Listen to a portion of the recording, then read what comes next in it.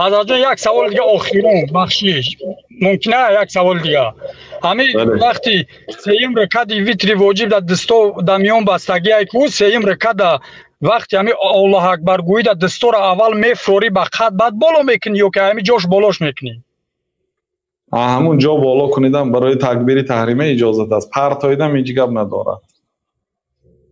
یعنی این چیزا برای هم گفتی نه پرتوفتی حرام پرتوفتن برای هم میگم نه میتونید هم دستی بستگیتون الله اکبر گویید، میتونید پرتوید و الله اکبر گویید. اصلا این دستهای برداشتن بستن اینا همه سنت است، اینا واجبات نماز یا رکنهای نماز نیست.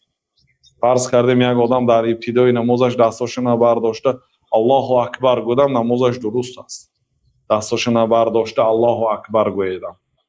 برای چی؟ برای اینکه الله اکبر گفتن این رکن است، لیکن دستهای برداشتن سنت است. مقصد ما با ترک سنت مردم به تشویقات نمیبریم، لیکن معنای گپ این که اگر رفت و سنت ترک کرده موند سجده سهو نمیکنه. برای چی؟ برای که واجبات نماز نیست. این چنین اگر رفت و دستش میخیل بستگی الله اکبر گفت یا الله اکبر خودش گفت و دستش نبرداشت نمازش درست است. اساس گفتن تکبیر